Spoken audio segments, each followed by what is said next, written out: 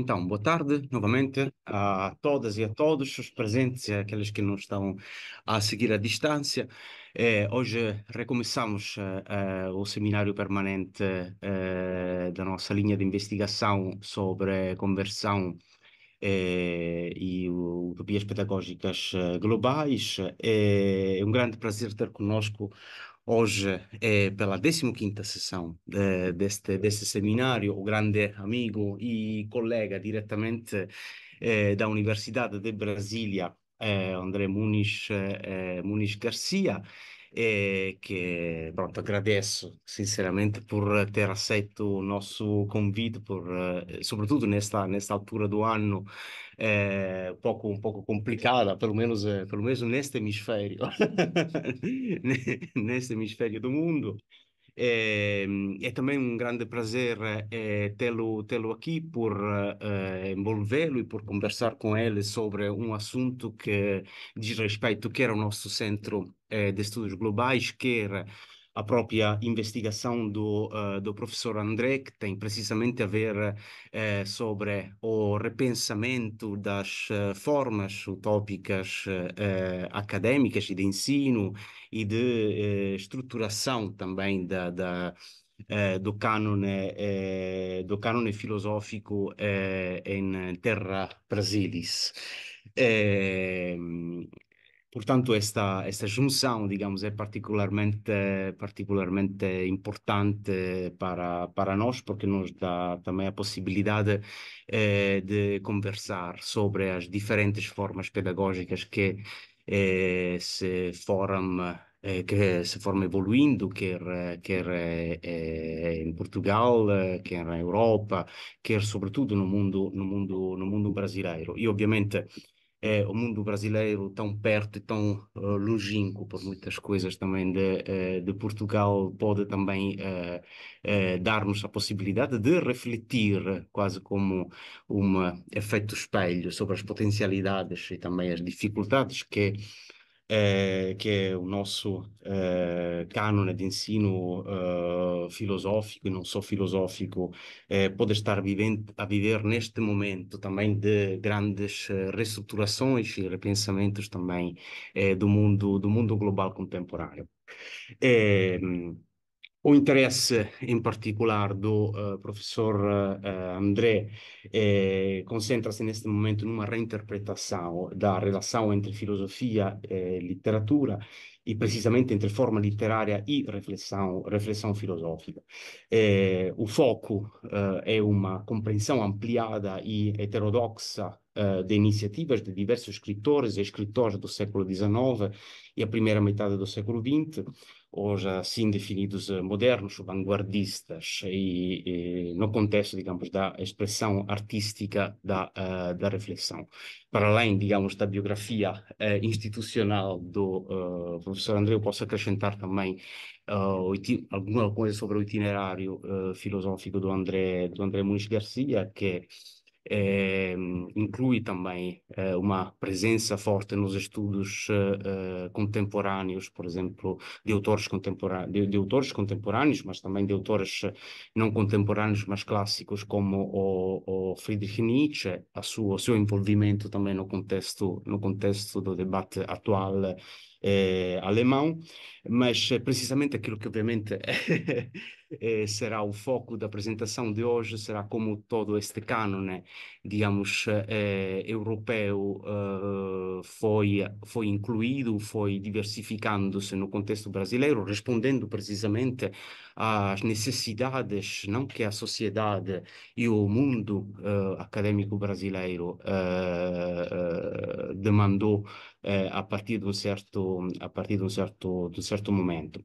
E, portanto, sem mais dizer, deixo a palavra ao nosso André, eh, agradecendo mais uma vez. Depois, evidentemente, teremos a possibilidade de conversar no fim, um pouco entre nós, também com as pessoas que estão presentes, eh, eventualmente tirando alguma reflexão ou ou questionando, não, também algumas coisas que eventualmente podem ser eh, podem ter sido colocadas dentro da tua reflexão. Obrigado, mais uma vez. Bem, é, primeiro eu gostaria de fazer um agradecimento não protocolar ao meu amigo Gianfranco Ferraro. Para mim é enfim, é uma grande honra estar aqui, poder, enfim, participar da iniciativa do núcleo que você ajuda a coordenar. Claro, gostaria de agradecer à Universidade Aberta de Portugal pela oportunidade. Acho que é uma universidade que o Brasil conhece e, de certa maneira, se espelhou nos últimos anos para desenvolver novos projetos com relação a ensino à distância, né? O Brasil hoje, enfim, devido ao seu tamanho continental, mais do que nunca está fazendo uso dessa ferramenta, né, da ferramenta virtual. Todas as grandes universidades brasileiras a universidade da qual eu sou professor, a Universidade de Brasília, tem um vasto conhecimento técnico e também comunicativo, né, porque não basta, é muito diferente dar aulas em sala de aula. Hoje comunicava com os colegas antes, durante a pandemia, todos os professores de repente foram lançados numa situação em que deveriam lecionar por meios eletrônicos, virtuais. Isso não foi uma tarefa fácil, pelo contrário, foi uma tarefa muito difícil, porque há toda uma linguagem de como uma linguagem gestual, oral e mesmo expositiva que deve ser alterada. Mas, bem, fora isso, é um grande prazer estar aqui.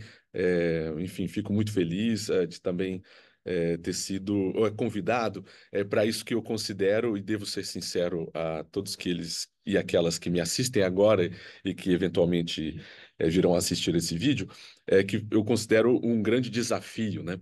Eu elaborei uma fala, mas ao mesmo tempo pensei que, bem, eu deveria, por me sentir num ambiente amigável, Claro, poderia também fazer uma exposição que fosse mais, um pouco mais livre.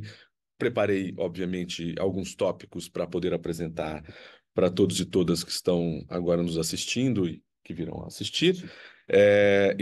Obviamente, eu espero que com isso eu responda a alguns desafios colocados pelo meu colega Gianfranco. E eu gostaria, antes de mais nada, antes de começar, espero não me alongar no tempo, né? Eu, como disse, pretendo não ler também. Eu me esqueço às vezes que eu estou sendo filmado, às vezes, como há pessoas aqui, eu me esqueço às vezes que a comunicação deve ser feita, tá vendo? Enfim, eu não tenho lá o conhecimento da linguagem ainda de comunicação virtual, vocês percebem? E por isso eu peço desculpas. Mas, de toda maneira, eu devo confessar que o convite que eu recebi, antes de mais nada, foi um desafio, né? Como o Gianfranco disse, eu sou hoje professor no Departamento de Filosofia da Universidade de Brasília. Quer dizer, nós temos um centro de humanidades, enfim, de diversos departamentos que, no fundo, são aquilo que se tornou a Universidade Brasileira, acho que a Universidade Mundial, né, são pequenas ilhas isoladas, né? Então, elas não funcionam mais de maneira integradas, mesmo que exista um instituto superior que tente integrá-las, isso infelizmente não acontece, pelo menos do meu ponto de vista. Mas eu sou professor no Departamento de Filosofia, na Universidade de Brasília, e quando o Gianfranco me disse que eu deveria falar no núcleo de estudos de enfim, educação e utopias globais, pedagógicas globais, eu imaginei que eu deveria também comentar a minha experiência enquanto docente numa universidade que é fruto de um projeto utópico, ou se vocês quiserem, né, ela é fruto daquilo que caracteriza propriamente o pensamento utópico brasileiro, né? A Universidade de Brasília, criada em 1962, ela está na vanguarda da discussão sobre o que é a universidade moderna. Claro que dura muito pouco essa vida vanguardista moderna da Universidade de Brasília. Ela é de 62, nós tivemos um golpe civil-militar em 1964. Em 66, ela é invadida por militares. Há diversos materiais sobre esse assunto na internet, no YouTube. Eu posso, eventualmente, depois passar todo esse material sobre a Universidade de Brasília, sobre os seus idealizadores, seus fundadores. Mas, bem, como eu estava sendo convidado por um núcleo de pensamento utópico, ou que é tangenciado pela discussão das utopias, eu imaginei que eu deveria também participar desse debate de alguma maneira. Então, é, deveria iniciar o debate tematizando, ou pelo menos traduzindo o meu interesse, enquanto professor de uma universidade que é fruto do pensamento utópico, traduzindo o meu interesse nessas transformações da universidade brasileira e que alcança o que nós vivemos hoje na universidade brasileira, numa rápida consulta que todos e todas possam fazer no Google, por exemplo, um dos temas mais conectados à universidade brasileira atual é o tema da crise, né? É, o que que é dito diversas coisas sobre crise da universidade brasileira. Eu vou tematizar uma única, que eu acho que aí sim, é um tema que diz respeito muito a quem vivencia a universidade, quem experimenta a universidade hoje, quem está dentro da universidade, mas também, obviamente, a sociedade civil, que, direta ou indiretamente, tem interesse no produto, no conhecimento que é produzido pela universidade brasileira, né? Mas o tema que eu sugeri, que consta do título, é o tema que eu chamei, não sei se vou chamar aqui de uma maneira um tanto quanto dramática ou épico-dramática, é de guerra do cânone, né? Claro que essa guerra do cânone é para dar uma certa dramaticidade para o que acontece hoje no Brasil, mas eu vou explicar um pouco por que eu quero vincular a crise atual da universidade brasileira ao tema da guerra do cânone, né? E eu, durante o processo de composição dessa conferência, ao tentar levantar alguns temas para ilustrar a Guerra do Cânone, eu me deparei com tantos e inúmeros que eu não consegui propriamente encontrar um. Então, eu vou mencionar a sua característica geral, né? Mas antes de chegar nessa característica geral da Guerra do Cânone, que hoje, digamos assim, é o que marca, é a característica do que eu estou aqui chamando de crise. Antes disso, eu gostaria um pouco de fazer uma espécie de reconstrução histórica, a fim de contextualizar meu ponto de partida. Então, eu gostaria que a minha licença inicial é que, bem, eu olho como um professor de filosofia. Quer dizer, não é meu material privilegiado de estudos, um diagnóstico da universidade atual, né? Isso tem um pouco a ver com o desafio lançado pelo meu amigo Gianfranco, que era de me permitir uma certa liberdade de interpretação, um olhar, né, de alguém interessado e participante do processo enfim, de disputa interna da universidade brasileira.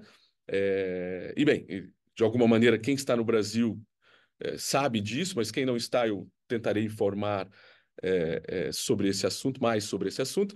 Mas, de alguma maneira, esse tema atual e presente, ele me interessava bastante, mas como interessa a todos que, de alguma maneira, trabalham, né, nessa grande área chamada humanidades. No meu caso, especificamente, daí vem talvez o meu interesse específico, né, eu tinha um desafio colocado diante das minhas, digamos assim, deficiências de intérprete e de estudioso do tema, já porque não é um objeto de pesquisa privilegiado hoje, mas eu fui, ao longo desses 2, 3, 4 semanas preparando a conferência, a partir do convite, eu fui diagnosticando que isto é muito mais relevante do que eu imaginava. Quer dizer, a compreensão que nós temos que fazer de determinados eventos presentes, elas são urgentes, mas ao mesmo tempo muito difíceis, não? Então vocês vão perceber um pouco também a minha dificuldade, né? A minha dificuldade em especificar o tipo de problema, porque aquilo que eu vou descrever agora para vocês está em processo de acontecimento. Quer dizer, é muito essa dificuldade de falar sobre alguma coisa que ocorre agora, né? Então, eu tenho que me desculpar previamente se eu não for bem sucedido, talvez no debate, eventualmente, se ele surgir, e posteriormente eu também me coloco à disposição para debater ou para responder eventuais questões. Eu pretendo, então, sanar possíveis dúvidas. Mas, então, eu gostaria de deixar claro, quer dizer, por que que eu escolhi o tema. A ideia central e que agora eu já acho que pelo título que já constava da divulgação, né, feita muito gentilmente pela universidade e pelo Gianfranco, eu, eu, eu tinha imaginado, pelo menos, digamos assim, duas questões que me eram caras, né? A primeira é a seguinte: por que eu vou falar da crise da universidade brasileira, né? Ou o que significa crise da universidade brasileira? Ou por que eu estou tematizando, enfatizando essa noção de crise, né? Do que se está a falar quando se fala em crise? Eu acho que esse aqui para mim a grande aflição enquanto alguém que não estuda e está se deparando com um problema que quer captar, quer capturar, né? Ou seja, um problema que ocorre agora. Então, por que há uma avalanche de debates, de produção científica, de matéria jornalística que tematiza? Eu convido a todos e todas para procurarem no Google, se digitarem Universidade, Crise, Brasil, enfim, a quantidade de material sobre esse assunto nos últimos 2, 3 anos é incomensurável, é muito grande. Mas por que se chama de crise? O que se está em discussão nessa crise? Ou quais crises existem? E por que topicalizar esta, a do cânone, a da disputa do cânone? E aí a terceira questão para mim era muito importante: por que eu vou falar disso no núcleo de estudos sobre educação e utopias pedagógicas globais? Por quê? Por que isso é interessante? Né? Então, esse era o meu grande desafio, né? E aí, bem, isso calhou muito bem, né? Adoro o verbo calhar. No Brasil nós não usamos muito. Não? Isso, não usamos. Mas eu uso. É, calhou muito bem, porque discutir o problema da utopia era um pouco olhar para o modelo, para o modo como a reflexão brasileira, há 50, 60 anos atrás, discutia a universidade. Discutia a partir de um paradigma. E esse paradigma é o paradigma utópico, né? Então, qual é o meu objetivo agora? Meu objetivo agora é dizer o seguinte: houve um deslocamento do debate. Quando as pessoas usam crise para classificar, para tentar compreender o que hoje acontece com a universidade, para onde a universidade vai, ou o que está sendo feito da universidade, quando qualificam isso a partir da noção de crise, eu percebo que houve uma mudança na articulação. O pensamento utópico já não é mais predominante, mas ele foi. Apesar de existir hoje dentro da universidade brasileira diversas correntes que se filiam diretamente ao pensamento utópico. E aqui, obviamente, que eu estou dizendo da utopia social, né? O pensamento social brasileiro, que no Brasil converge com o pensamento utópico, né?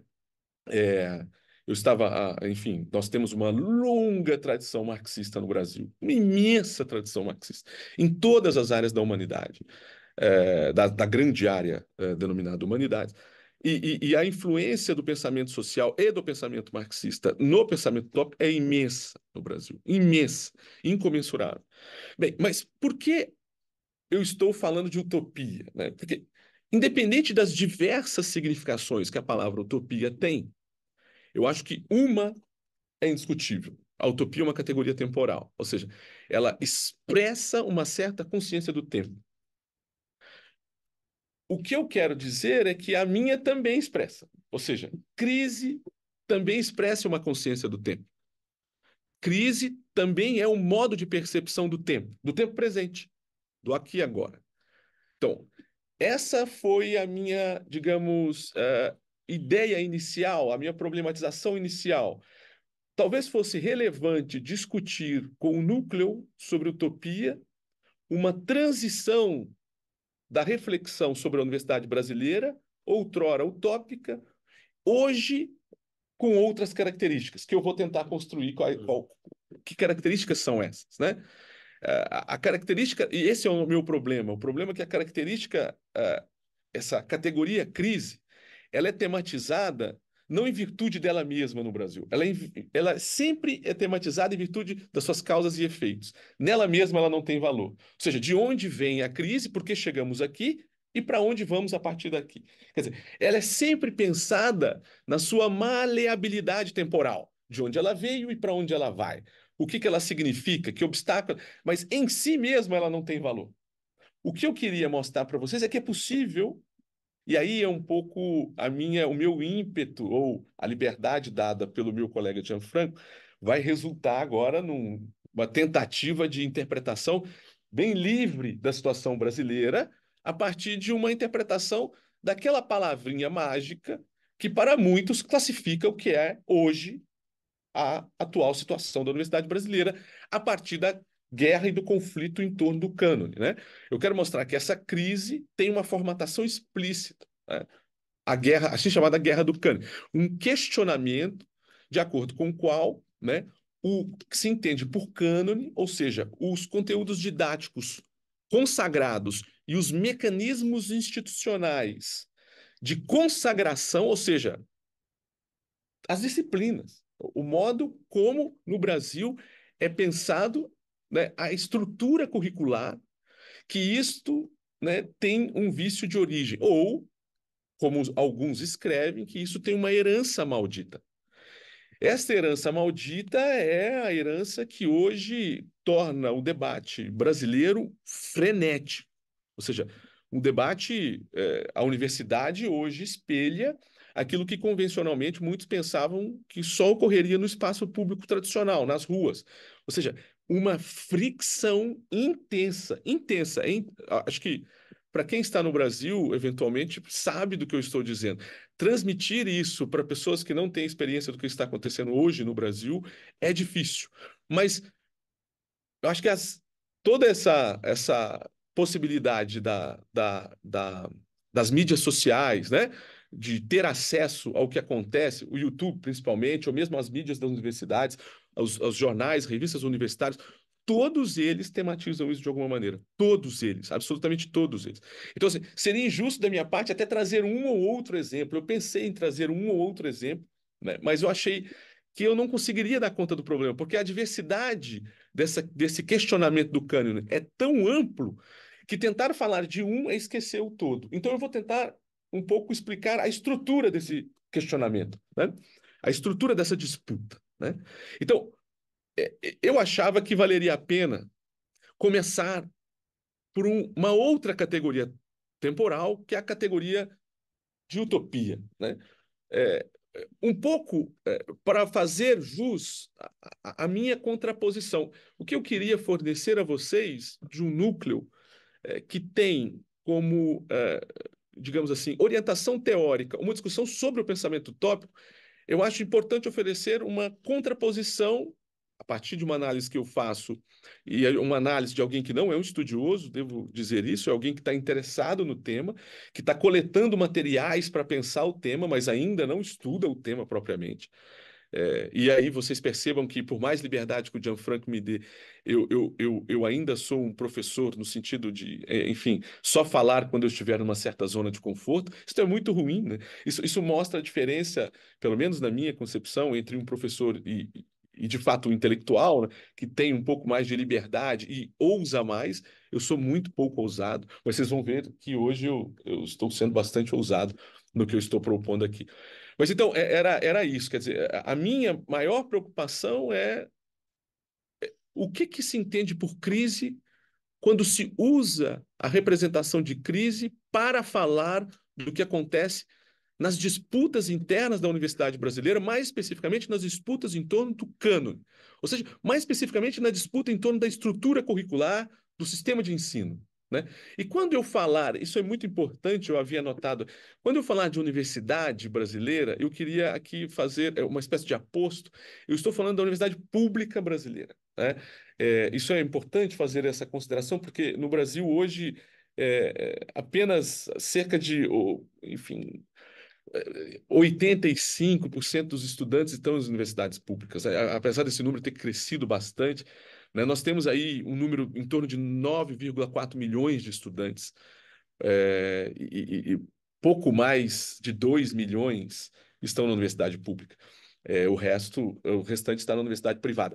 E a realidade da universidade privada é completamente outra. né? Completamente outra, completamente. Não é possível comparar o que acontece hoje, enfim, dentro da universidade pública com o que acontece hoje em algumas universidades, quer dizer, grande maioria das universidades privadas, né?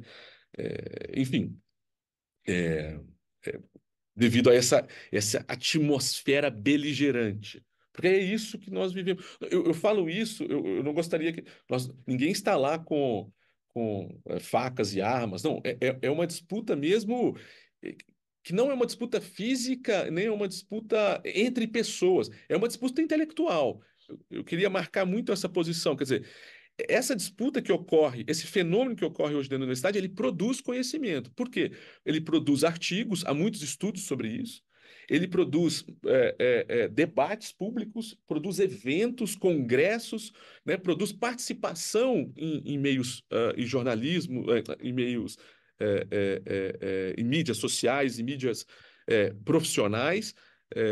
Então, assim, há muito conhecimento sendo produzido por isso. Muito conhecimento. E é esse conhecimento que me interessa. Não cada particularidade de cada disputa.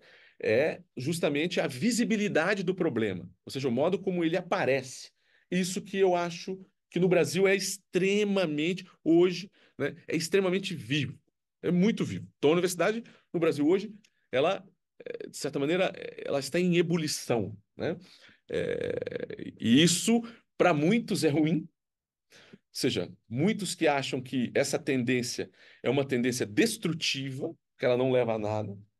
E para aqueles que estão lutando contra o cânone, essa é a condição agora, obviamente, a condição de possibilidade de provocar efetivamente uma mudança daquilo que é diagnosticado como um empecilho, né? Ou seja, como aquilo que eu vou caracterizar para vocês daqui a pouco, como eu chamei aqui de uma maneira muito forte, de herança maldita, né? O que eles chamam no Brasil de herança colonial, racista, homofóbica, discriminatória, etc, etc, etc, que estaria presente no cânone. Esse é o diagnóstico que está tentando ser feito hoje a partir de uma avaliação sobre o sistema curricular brasileiro, né?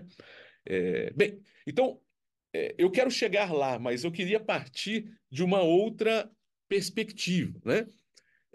Que é da perspectiva da minha universidade, né? Da criação, da idealização e depois realização da Universidade de Brasília, capital federal, a universidade onde eu leciono, e que tem uma história muito, muito vinculada ao pensamento utópico, né? Basicamente, acho que um nome que eu vou mencionar, poderia mencionar tantos outros, né? Mas eu quero mencionar um nome aqui de Darcy Ribeiro, né? Que, enfim, é um nome que extrapola um pouco até o pensamento social brasileiro, até porque ele é um dos grandes idealizadores do que nós chamamos de pensamento social latino-americano, né?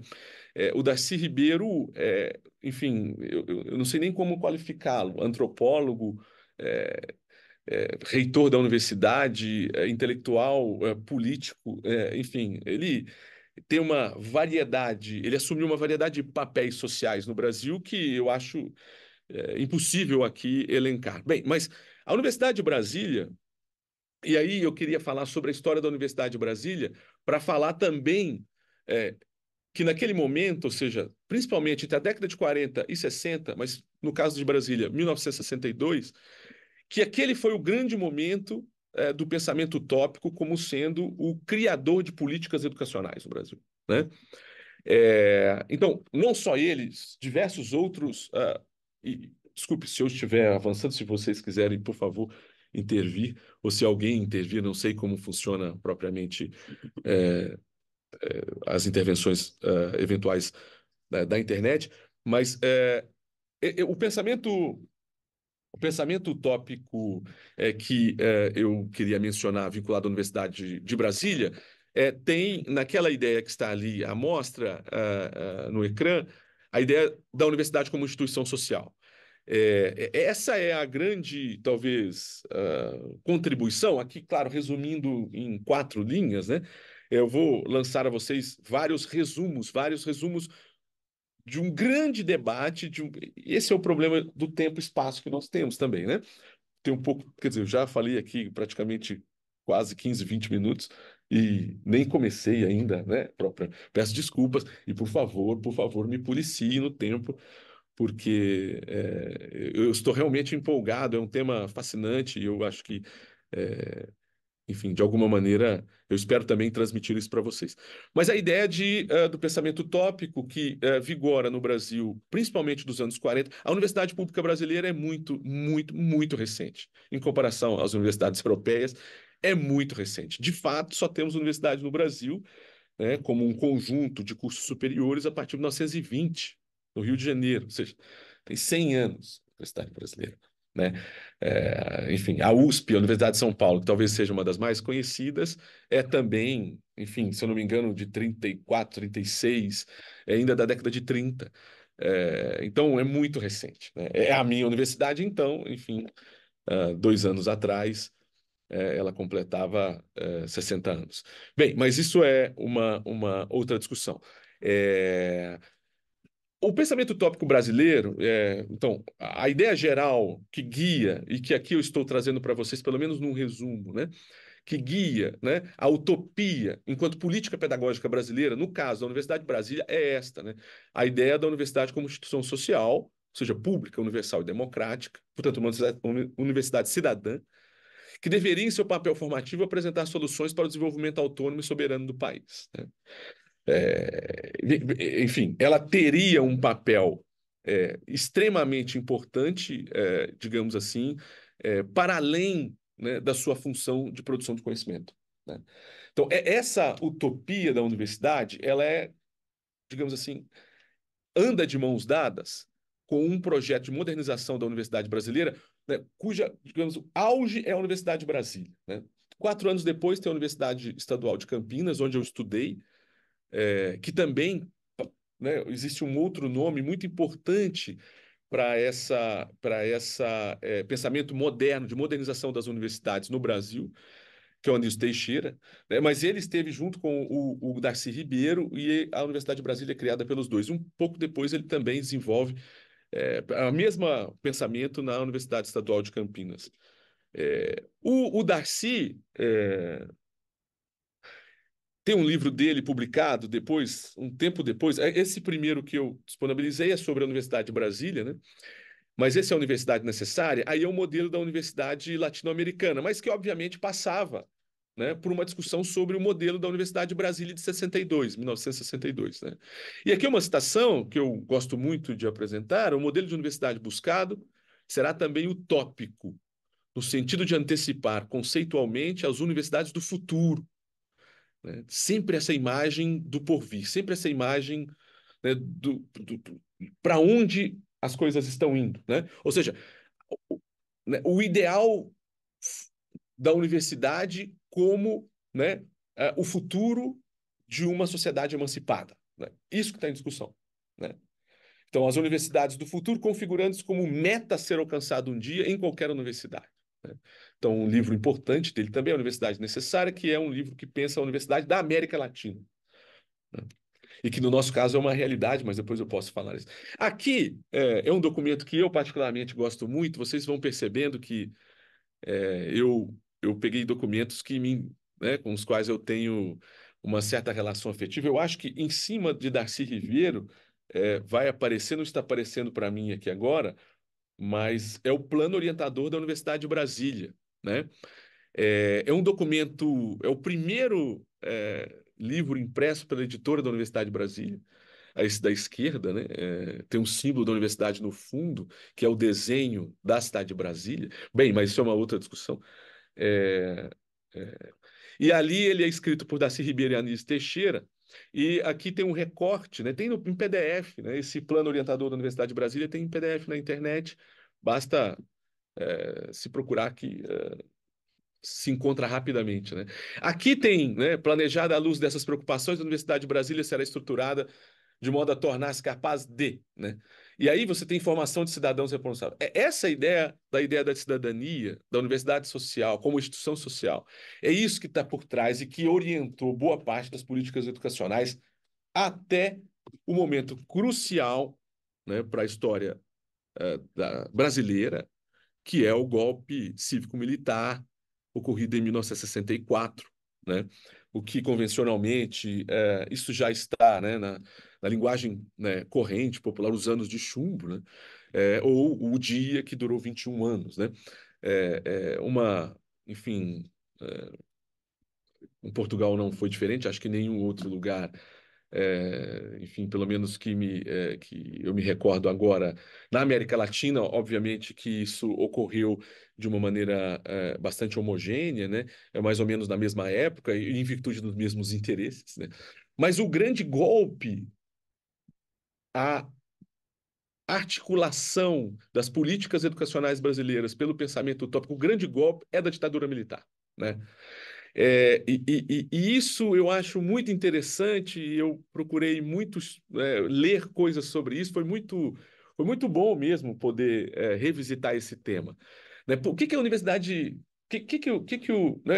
a ditadura militar, propriamente, o que que ela mudou, o que que ela alterou, qual é a influência dela, né? Enfim, 21 anos é muito tempo, né? E ela fez uma intervenção imediata, logo em 64, né? Então, o pensamento utópico que era predominante, ele sofre uma reviravolta nesses anos de chumbo, né? Os 21 anos de ditadura no Brasil, né? Esse período implementou-se uma reforma universitária, né? E é a reforma que vai. No caso de Brasília, isso é muito sintomático, porque valeria a pena só discutir o que significa políticas educacionais planejadas por um pensamento utópico. Esse livro que eu mostrei anteriormente é isso, é a concretização disso. Né? A estrutura curricular é a prova de como é que é a universidade brasileira. No caso, eu vou usar um termo forte, vanguardista da Universidade de Brasília, ela tinha um planejamento, né, completamente diferente, mesmo das universidades brasileiras, né? A começar pelo diagnóstico que o Darcy e o Anísio Teixeira fizeram da Universidade Brasileira, que era o seguinte: olha, existe universidade no Brasil, só que elas têm um problema, né? Que problema é esse, né? E esse é o diagnóstico que hoje eu já falei sobre ele, mas que hoje nós, no Brasil, vivenciamos isso de maneira muito nítida, que é, olha, as universidades são feitas de escolas, né? Ou de faculdades isoladas, completamente isoladas uma das outras, né? Então não há um período formativo. Então isso foi feito na Universidade de Brasília. Existia uma divisão, né? Um assim chamado, né, ciclo básico de iniciação, que eram 2 anos para os estudantes, que eles tinham formações básicas em ciências humanas, ciências biológicas, enfim, ciências jurídicas, etc. Depois desses 2 anos, aí sim, eles tinham o ciclo formativo, né? E esse ciclo formativo, aí sim, ele entrava em alguma das faculdades. Só que essas faculdades tinham como subsídio justamente esse ciclo. O desenho da UNB, até arquitetonicamente, isso foi pensado assim. O desenho da UNB de um grande prédio, né? De, a pessoa- o Gianfranco esteve presente de um andar, apenas um andar, e um térreo longo de quase 1 quilômetro. Era justamente para que as pessoas pudessem andar na universidade e escolherem os seus cursos que elas queriam participar. Como, por exemplo, hoje eu vou assistir um curso de introdução às ciências jurídicas. Hoje de introdução à sociologia. Eu vou participar de um curso. E você, dentro da universidade, iria se formando e se informando das escolhas que você deveria ter no futuro. Isso existiu em Brasília e, obviamente, foi catapultado, foi enterrado, desculpem, por esse projeto militar, né? Enfim, não de militarização das escolas, porque hoje essa é uma discussão no Brasil, mas o projeto da ditadura militar que foi financiado pelos Estados Unidos e que no Brasil nós chamamos de acordo MEC USAID, o SAID, o USAID, que são os acordos bilaterais de auxílio técnico e financeiro entre o Ministério da Educação do Brasil, já na época da ditadura, isso é 64 já, e a Agência dos Estados Unidos para o Desenvolvimento Internacional, cujo foco, esse financiamento viria, né? Mas o Brasil teria que respeitar, né, uma reforma estrutural que adequasse o sistema de ensino brasileiro aos desígnios da economia internacional. Ou seja, deveria haver um projeto agora que não pensasse, como era no caso do Brasil, na especificidade do caso brasileiro, mas do caso internacional, né? Ora, essa ideia de uma planificação do sistema de ensino a partir da, digamos, determinação da dos planos de ensinos internacionais, de uma espécie de adequação, né, dos planos de ensino, das estruturas curriculares do sistema de ensino brasileiro aos desígnios da economia internacional, isso foi a condição estabelecida para esses acordos, né? É que são acordos que perduraram, mas a implementação mais forte e contundente ocorre entre 64, 1964 e 68, né? Então, ao processo de globalização da economia, havia de coincidir o processo de globalização da educação, né? Algo que é extremamente conhecido, mas que no caso do Brasil, no período da ditadura, né, que surge no Brasil, enfim, falsamente para coibir a ascensão do comunismo, enfim, o Brasil vive com um problema, né, que não é o fantasma do comunismo, é o fantasma do anticomunismo. Quer dizer, no Brasil existe uma tendência anticomunista histórica que, obviamente, deveria ser tratada à parte, né? Porque comunismo, de fato, no Brasil nunca existiu, né? Bem, a história do Partido Comunista Brasileiro, enfim, isso é uma casa à parte, mas o anticomunismo brasileiro, que foi patrocinado à época, né, do golpe, né, por uma revolução das estruturas culturais, artísticas e educacionais brasileiras, foi patrocinado pelos Estados Unidos. Isso é uma história ainda que eu acho que valeria ser tematizada quando se trata de confrontar o sistema educacional utópico com o sistema educacional da ditadura. Porque o que está em discussão no sistema da ditadura é a orientação positivista. É uma, não vou falar de uma introdução, porque os militares do Brasil sempre foram positivistas, e aí é uma história à parte, né? A relação entre cultura militar, ensino e política, né? Ou, se vocês quiserem, entre cultura militar, concepção de conhecimento e o positivismo, concepção científica de conhecimento e o positivismo, o modo como houve no século XIX uma ambientação do positivismo justamente dentro das Forças Armadas. Isso é uma história à parte, mas é muito interessante, tem reflexo hoje no Brasil. Mas o que é introduzido por essa reforma feita pelos militares é um pragmatismo brutal, né? E esse pragmatismo que estabelece que todo o sistema de ensino brasileiro, a contar pelos seus currículos, disposição de disciplinas, conteúdos didáticos, eles deveriam respeitar uma espécie de interesse internacional. Esqueça a especificidade do Brasil. O Brasil, enfim, não pode ficar a par de todo o fenômeno global que está agora acontecendo. Isso foi um caos, né? Um dos grandes, eu acho, no caso da filosofia brasileira, né? Isso eu posso falar por conhecer alguns departamentos de filosofia no Brasil, é a gente ter virado as costas para toda a América Latina. Vejam bem, eu estou aqui hoje na Europa, né, comunicando numa universidade portuguesa e não conheço as universidades sul-americanas. Esse é o concreto. Então, todos os mestrandos e doutorandos, onde eles estudarão? Na Europa, como sempre foi no século XIX. Vieram para Portugal, né? De Portugal foram para a França, aí depois vai França, depois tem a Alemanha e Inglaterra. Então você tem uma divulgação principalmente nesses países, mas quando você diz, olha, e os seus vizinhos? Hã? Não, há um silêncio retumbante. Estou falando do caso brasileiro. Se alguns colegas de outras áreas, obviamente que isso mudou muito nos últimos anos, e eu vou chegar agora aos últimos anos, né, que são esses anos da redemocratização, depois de 88. Enfim, de 85 a 88 a gente tem um processo efetivamente relevante no Brasil, que é um período de transição para a democracia. Bem, e aí isso vai mudar agora no início dos anos 2000, mas o fato é que nós não conseguimos ainda nos livrar de alguns vícios que dependem ainda dessa planificação de um projeto oriundo de reivindicações do regime militar, né? É, enfim, eu gostaria de agora falar do conteúdo dessa reforma. Eu espero que para as outras pessoas esteja aparecendo. Sim, sim, né? Sim. É, ótimo, não. Desculpa, é porque aqui, só para explicar, as pessoas têm uma tarja e às vezes eu não. Eu aqui, não sei se essa foto é reconhecida de todos e todas, mas esta é a professora Marilena de Souza Chauí. Bem, enfim, talvez uma das é, mais importantes pensadoras intelectuais brasileiras da atualidade, já há muito tempo, na verdade, professora da Universidade de São Paulo, que depois de aposentada, né, por falta de professores da Universidade de São Paulo, retomou agora a cátedra, está lecionando para disciplinas de primeiro ano, com 200 pessoas. É assim, né? Professora Malena Chauí. E que, enfim, é extremamente conhecida no Brasil e na América Latina. E, óbvio, enfim, espero aqui contribuir para aqueles e aquelas que não a conheçam, por favor. Ela tem inúmeros escritos sobre a Universidade Brasileira, muito mais consistentes que o meu, muito mais detalhados, estudos detalhadíssimos. Dela também eu dependo, para ter construído essa fala, essa conferência. Mas existe essa referência que eu coloquei aqui, que é uma entrevista dela de 2012, na qual ela fala, né, sobre o que, segundo ela, significou aqueles acordos do MEC com a agência americana, né?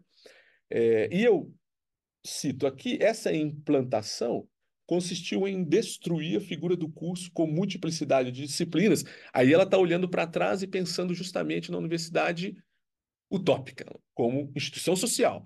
Essa é a multiplicidade das disciplinas, né? Que eu disse para vocês que no caso de Brasília foi pensada a partir de um ciclo básico de disciplinas nos 2 primeiros anos, né? Então, ao destruir a figura do curso com multiplicidade de disciplinas, que o estudante decidia fazer no ritmo dele, de modo que ele pudesse, segundo o critério estabelecido pela sua própria faculdade. Os cursos se tornaram sequenciais. Imagina, não era assim, né? Foi estabelecido o prazo mínimo para completar o curso. Agora a gente já está falando de sistema de implementação de um sistema de, digamos assim, de estruturação dos cursos de graduação, né? E agora ela vai comentar o que me interessa aqui, que é o sistema curricular, né? Que é a especificidade da lógica curricular. Foi dado ao curso superior uma característica de curso secundário, que hoje chamamos de ensino médio. Essa entrevista é de 2012, né? Que é a sequência das disciplinas e essa ideia violenta dos créditos, que eu não sei se existe em Portugal. Sim, claro, eu acredito que sim, né? Que há uma relação entre horas cursadas e créditos. O Brasil, a Universidade de Brasília acabou com isso, mas acabou, mas não acabou. Enfim, enfim, não quero entrar nessa discussão agora, né? É, Além disso, eles inventaram a divisão entre matérias obrigatórias e matérias optativas. Imagina, a professora Marina Chauí deu aula na Universidade Brasileira nos anos 60. Então ela viu a transição e sentiu a transição. É isso que ela está dizendo aqui. Esse é o que é o diagnóstico. Por isso que eu gosto dessa entrevista dela. Eu poderia citar vários textos, mas eu estou citando uma entrevista. E como não havia verba para a contratação de novos professores, os professores tiveram de se multiplicar e dar vários cursos. Isso é muito atual. Enfim. Fazer uma universidade comprometida com o que se passa na realidade social e política, ou seja, o nacional, fazer uma, uma universidade preocupada com o diagnóstico local, com o que acontece com o Brasil, né? Isso se tornou uma tarefa muito árdua e difícil. Então, esse é o diagnóstico da professora Lamena Chauí, né, de 2012.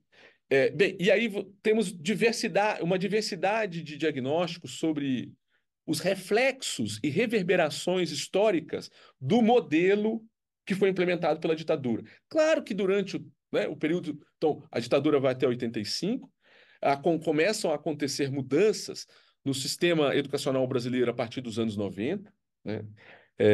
Então, mas a democracia brasileira tem esse período de transição de 85 a 88, 89 temos eleição, etc. Então, há uma transição, né, nos anos 90, desculpa, no final dos anos 80, e que nos anos 90, aí sim, começam a serem reavaliadas as políticas de ensino, a estrutura educacional brasileira, universitária brasileira como um todo, né?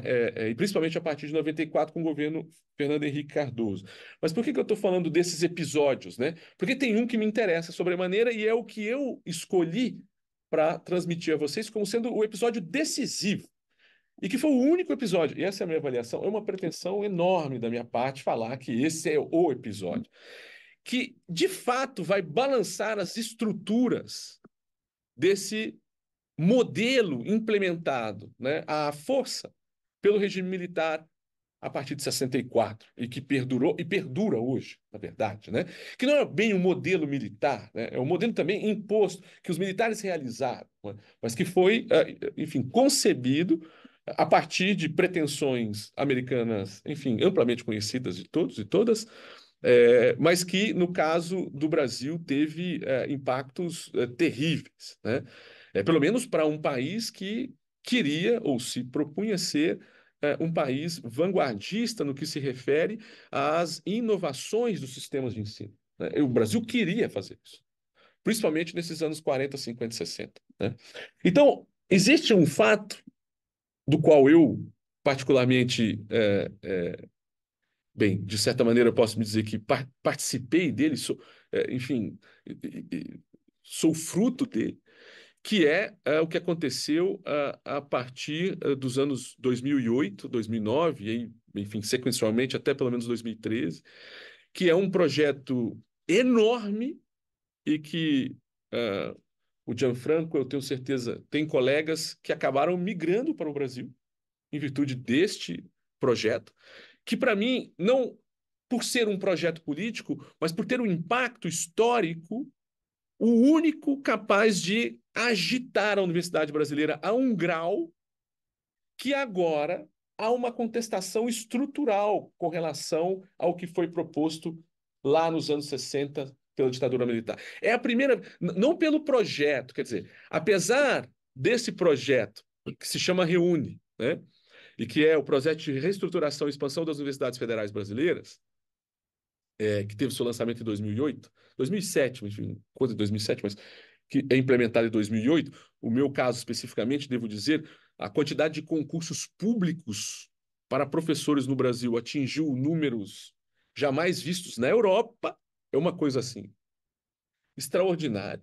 Alguns colegas meus europeus falavam: Meu Deus, todos os meus colegas brasileiros filósofos estão empregados no Brasil. Estão mesmo, quer dizer, boa parte, enfim, os colegas que eu conheço, que se formaram comigo em filosofia, que fizeram doutorado e que seguiram carreira docente, hoje estão é, empregados em universidades públicas, com concursos públicos, com, enfim, estabilidade de emprego, devido a esse projeto. Mas esse projeto não foi apenas de acesso, né, a professores bem formados em universidades europeias, universidades americanas, mas foi muito pensado como um projeto de acessibilidade dos discentes, né? Quer dizer, dos estudantes. Então, o número de estudantes de universidades públicas cresceu, para dar um dado aqui, muito rapidamente, né? De 2008 a 2013, ele cresceu o número de matrículas cresceu 40% das universidades. E o número de professores também, né? Então, é uma coisa grandiosa, né? Então, os números, eu tenho os números, mas vou passar para que não cansem vocês. Olha, já deu os 45 minutos, eu acho, eu já estou, agora eu faço a virada, quer dizer, tá vendo? Eu deveria ter falado menos do projeto utópico de Brasil. Me peço desculpas, por estar cansando a vocês, a todos e todas. Mas esse projeto é um projeto que, para mim, enquanto um fato político, enquanto uma iniciativa política, ele teve uma reverberação histórica única, né? E que é justamente a reverberação que me interessa aqui falar para vocês, que é essa reverberação sobre o tema, digamos, que incide sobre o tema cânone. Quer dizer, se, por um lado, houve uma tentativa de introduzir, né, o modelo de ensino na época da ditadura militar importado, né, atendendo interesses de excelência e internacionalização que vieram dos Estados Unidos para o Brasil, né? Esse sistema de ensino, ele, como a professora Marilena Chauí descreve, ele criou uma cultura que foi naturalizada no Brasil que, para nós, parece algo trivial. Claro, né, um sistema curricular, você tem disciplinas obrigatórias. Eu posso falar no caso da filosofia, né? No caso da filosofia, você tem algumas disciplinas obrigatórias, como as histórias da filosofia, história antiga, história medieval. Nós temos essas classificações, né? O problema é que agora no Brasil alguém diz assim, mas por quê? Por quê? Por que filosofia moderna? Não, bem, o que é moderno? Por que esse recorte? Porque moderno tem a ver com a Europa. Tá, assim, veja, isso não é só, obviamente, na filosofia, eu estou dando um exemplo, né? Por que que nós temos. Ah, mas vocês vão aprender os pré-socráticos. Mas por quê? Por quê? Aí você diz assim, bem, não, veja, olha, bem, é porque a universidade, ela precisa da tradição, ela, não, não é isso. Bem, o que acontece com o cânone, né? E aí eu acho que essa que é a grande discussão no Brasil, né?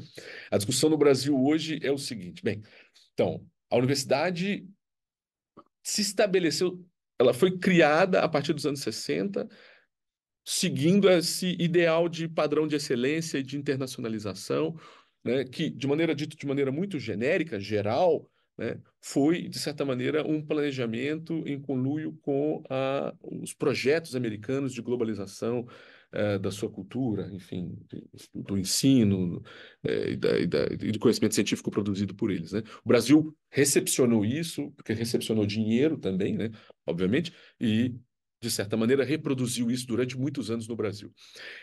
É claro que existem mudanças pontuais. Os estudiosos que entendem desse assunto, e eu repito aqui que eu não sou estudioso do tema, eles dividem esses períodos em outros tantos períodos, mas não é o caso aqui. O que eu queria pegar é justamente o que eu queria tomar e trazer aqui era justamente o que está acontecendo agora, né? Agora, anteontem, houve mais publicações sobre essa discussão em torno do cânone.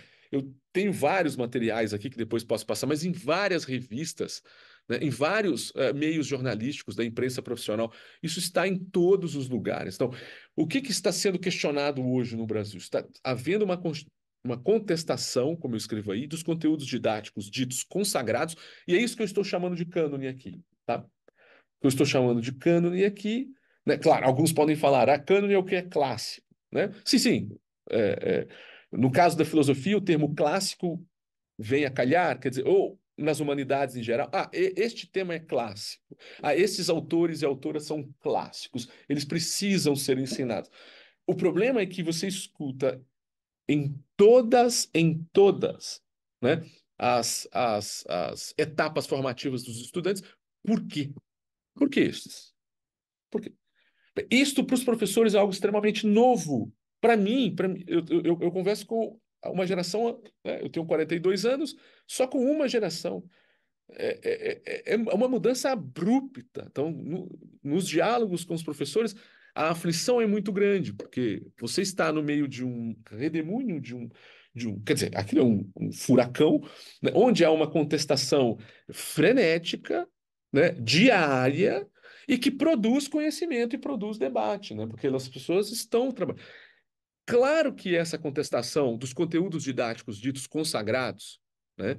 Porque no fundo está se contestando o enrijecimento curricular projetado lá na época da ditadura. Disciplinas obrigatórias. Essa ideia, acho que vocês possuem aqui, obviamente. Por que é obrigatório história da filosofia moderna? E por que este conteúdo? Por quê? É o que você diz. Então, você pode dizer, o seu argumento será sempre, para quem questiona, um argumento de autoridade. Sempre, sempre. Um argumento de autoridade. Por que Descartes? Né? Por que Kant? Por que Rousseau? Por quê?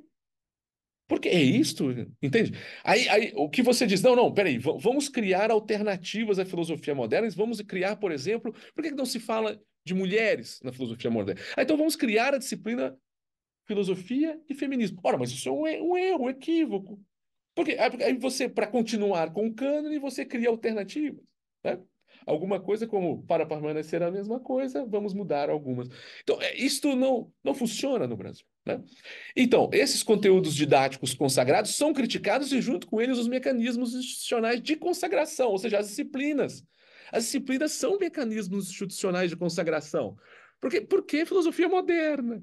E por que contemporânea? O que é moderno e contemporâneo? Quer dizer, claro, óbvio que dá para haver um certo consenso, mas a questão é porque estas são obrigatórias. A pergunta no Brasil mais trivial e banal é por que filosofia africana não é? É simples. Por que não é? Essa é a discussão que nós estamos enfrentando hoje, né? Quer dizer, essa é a discussão contra o cânone, que é uma discussão, no fundo, de uma dupla perspectiva, pode ser vista pelo menos de uma dupla perspectiva. A primeira é que, pela primeira vez, eu acho, de fato, está sendo bagunçado, me permitam usar esse, ou sabotado, o projeto naturalizado, introduzido no Brasil na década de 60 e 70 pela ditadura militar. É a primeira vez que. Porque antes você dizia, mas a disciplina é obrigatória, muda essa disciplina obrigatória, muda esse conteúdo, dê liberdade para o professor, ele muda. Mas a estrutura estava lá. Agora não. Agora é a estrutura que está sendo questionada. Né? Então, ela está sendo questionada de uma maneira que muitos alegam é muito violenta. Porque ela questiona questões que pareciam até então consensuais. Como, por exemplo, por que ética como disciplina obrigatória? Né? E mais, por que falar de ética? Eu vou falar dos filósofos iluministas. Que isso me. Franceses? O que isso me. Entende? Então, chegamos a um momento limite. Isso acontece em todas as áreas da humanidade. Todas. Eu trouxe vários exemplos, eu havia mencionado para o Gianfranco, exemplos, por exemplo, desculpem o pleonasmo, exemplos do caso que está acontecendo agora, um debate no Brasil muito frenético, do Departamento de Letras, né, de Ciências da Literatura, que também é a mesma coisa. Trabalham com cânone. A geografia, todos trabalham, todas as humanidades de alguma maneira trabalham com a ideia de cânone. Ou seja, de um certo conteúdo didático consagrado e de disciplinas, que são mecanismos institucionais de manutenção. Você pode variar, olha, vamos tirar, né, aquele escritor português, vamos tirar. Mas vai colocar outro. Por que aquele outro? Né? A que interesse isso atende? Então você tem todo esse. Então, por um lado, eu vejo isso como um primeiro movimento que está de fato produzindo, a partir dessa revolta contra o cano, está produzindo razões para se pensar que é possível, pela primeira vez, né, contestar a estrutura, né, curricular do sistema de ensino brasileiro pensada desde a ditadura militar. Mas, por outro lado, né, parece que ao se, né, jogar água fora, está jogando o bebê. A gente tem essa expressão no Brasil, quer dizer, olha, então, né, vamos fazer uma concessão e abrir mão disso, mas parece que está jogando tudo fora, vai jogar toda a universidade fora, né? E é aí que eu começo a finalizar e a sugerir uma proposta para que a gente, enfim, de alguma maneira, pense de maneira diferente, não o que está acontecendo, mas pelo menos quando pensamos o que está acontecendo como uma crise, no que de fato estamos pensando, né? Então, a minha proposta aqui era justamente, agora, enfim, como eu digo aí, essa é uma explicação sobre algumas dos argumentos, né? Quer dizer, que essa estrutura curricular, ela é fruto, uma espécie de repositório de uma herança maldita, né? Passado retrógrado, tempo obscuro, são expressões que aparecem nos textos publicados sobre o assunto, né? Na medida em que os questionamentos aos conteúdos didáticos e a obrigatoriedade de certas disciplinas, se alega que elas conteriam uma herança colonial, patriarcal, racista, discriminatória de gênero, uma herança que teria moldado a própria consciência intelectual brasileira, os professores. Né? Os professores estão ali reproduzindo certos conteúdos problemáticos, extremamente problemáticos. Né? Bem, aqui eu chego à minha proposta, então, de que, para se compreender, eu vou correr um pouco, porque aí eu já passei de coisa, que eu imaginei para uma hora mesmo, mas enfim, já. Ah, mas também. Sim, sim, sim, sim. Me desculpe, Não, não, me sim, desculpe, me não, desculpe. Estou a cansar todos falando, é porque é muito cansativo. Para mim é ótimo, né? Porque... Mas aqui eu gostaria, então, de ser propositivo, né? Ou seja, o que me interessa nesse turbilhão de eventos, né? Nessa frenética disputa que que se transformou a experiência universitária brasileira hoje, né? E que todos, eu exagero, obviamente que eu estou aqui a exagerar, mas que muitas teóricos, quem está interessado nesse debate, sociedade civil, não só alunos, mas os professores também, né? Que isso não é uma reivindicação, essa disputa do cânone não é uma reivindicação de estudantes, é a reivindicação dos novos docentes, óbvio. Porque com a entrada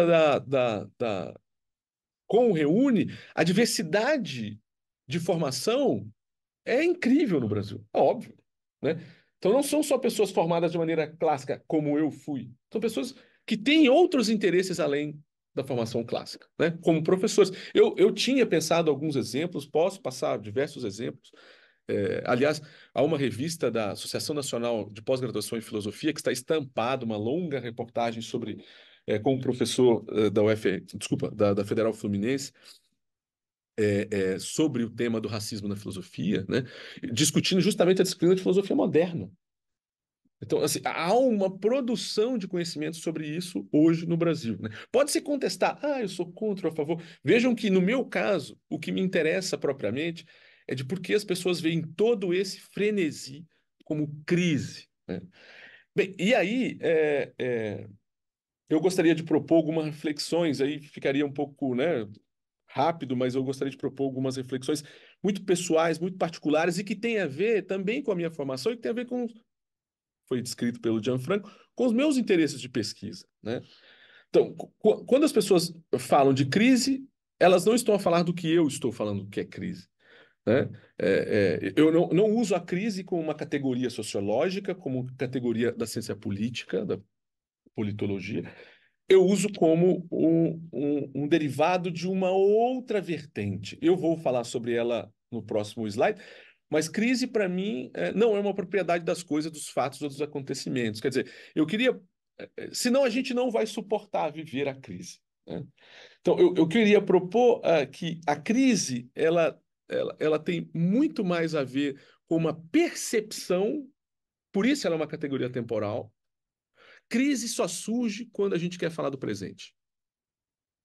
Você pode até projetar crises historicamente no passado, mas para falar de um tensionamento presente existente, tá? Então, a ideia de crise como categoria temporal, ela tem a ver com o fato de percepção do aqui e agora. Então, é porque há uma ebulição agora na Universidade Brasileira é que eu posso falar que isso é uma crise. Porque crise tem a ver com estados ou situações de urgência, agora, né? Então, nesse sentido que eu aqui chamo crise como não percepção de coisas, fatos e acontecimentos, mas como uma categoria que representa uma determinada experiência humana do tempo, né? Um determinado modo de perceber o presente. Ali onde há crise, percebemos o tempo como um intenso agora, né? Quer dizer, como o modo do tempo, ou seja, o agora, mas carregado de alta tensão. Não é o agora, agora.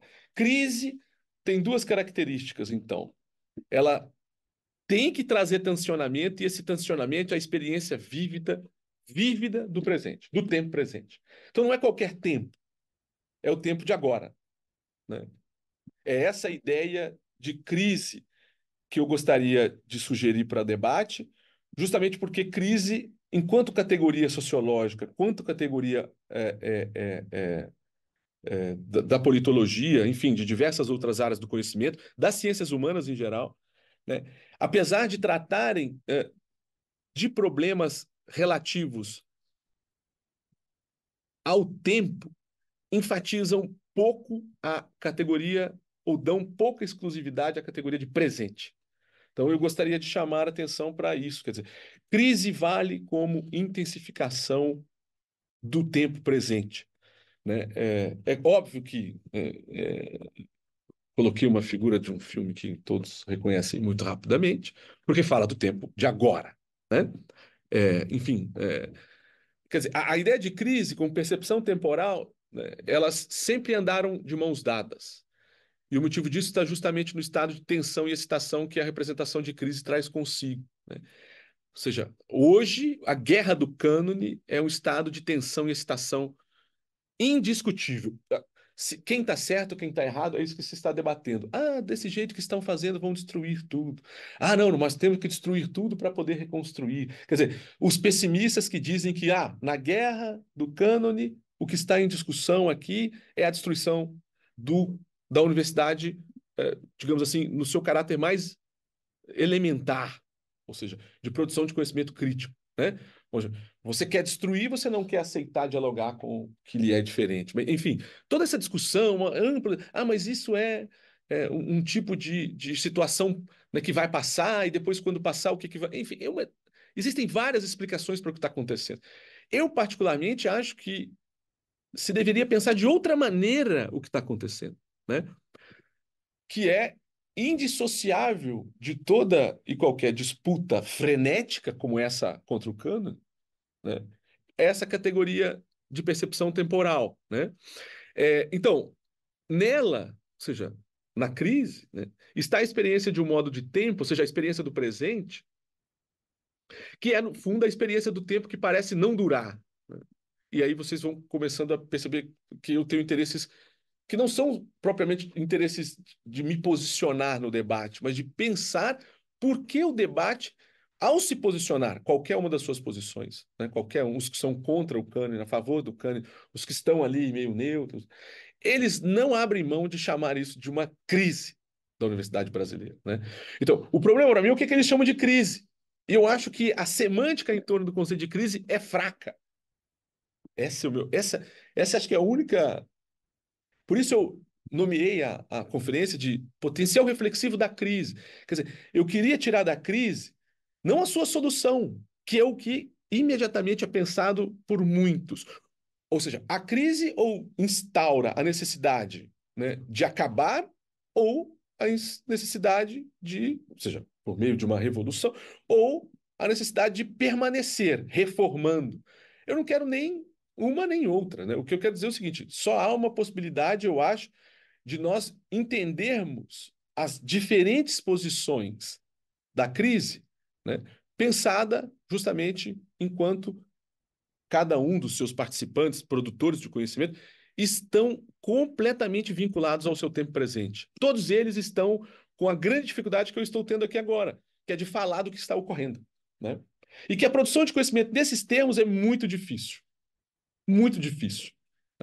E por isso, em muitos casos, essa produção do conhecimento das coisas que ocorrem agora, ela foi uma tarefa talvez muito bem sucedida pela tradição dos artistas. E por isso eu brinco com o Charles Chaplin, que, bem, há um consenso de que a visão do tempo presente, tal como a tradição artística consegue discutir, consegue, digamos, interpretar o presente, e por isso eu digo aqui que a ideia de presente quase sempre está ligada à ideia de crise, e que isso é a configuração do conceito de moderno, né? Em geral, a relação entre crise e presente foi o material privilegiado qual se nutriu, por exemplo, os modernismos, né?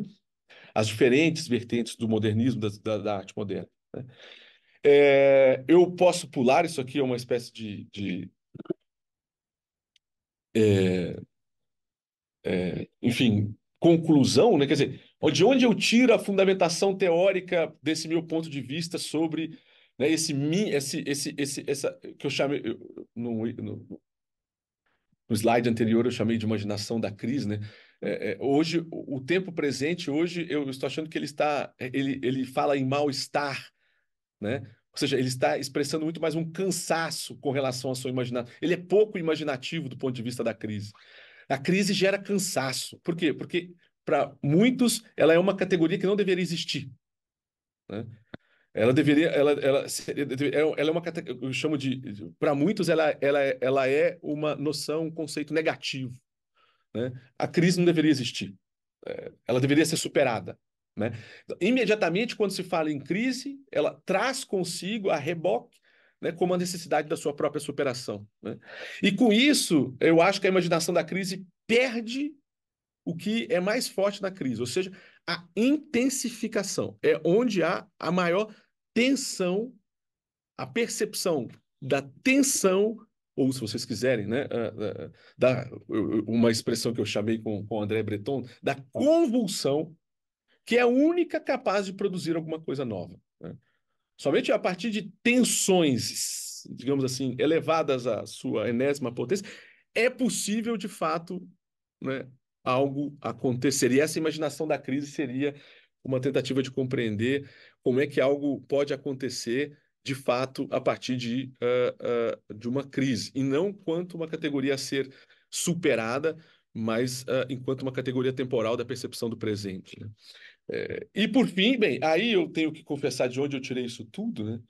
É, Pelo menos a fundamentação teórica, ela me é cara por causa, enfim, de um filósofo consagrado, mas que lutou contra a consagração em todos os campos, né? Enfim, todo mundo que teve uma experiência de leitura do Nietzsche, esse filósofo alemão do século XIX, sabe muito bem da sua ojeriza por cânones, da sua ojeriza por tudo aquilo que se estabelecia como norma, né? Tudo aquilo que era consagrado, né? Tudo aquilo que era divinizado, né? O Nietzsche, acho que até mesmo contra a sua própria filosofia, o Nietzsche chega a ser radical a esse ponto, né? Que ele percebe que, enquanto escritor que tem, né, algumas ideias filosóficas, ele poderia, ao combater as outras ideias, estar autodivinizando as suas próprias. Ele se ocupa até propriamente disso. E existe uma iniciativa do Nietzsche, essa eu citei apenas essa, mas é uma iniciativa muito importante para mim, a partir dessa citação que eu não vou ler para a gente poder terminar, que é a imaginação da crise como consciência temporal. Ela é riquíssima, foi riquíssima para os artistas modernos, né? Para a arte moderna, né? Para a modernidade, de modo geral. Pois na percepção de que algo chega ao fim, o artista é capaz de experimentar um começo. E aí a citação é para falar sobre isso, né? Mas por que que essa percepção de que eu tenho que as coisas vão acabar, como é a percepção que eu tenho de uma crise? Parece que as coisas vão se dissolver, né? Parece que elas vão se desagregar, né? Por que que o artista moderno é aquele que quer a experiência do fim a todo custo? Segundo Nietzsche, é porque ele quer a experiência de transição. Então, essa é a grande contribuição do Nietzsche para pensar a necessidade de crises. Ou seja, o auge da crise não é a morte, é a mudança. O ponto máximo da experiência daquilo que vai acabar. Olha, a crise vai levar todas as coisas ao seu derradeiro final. Nietzsche diz: experimenta artisticamente, porque isto projetará a mudança. A condição da mudança, né? O Nietzsche vai chamar isso de a magia da morte, né?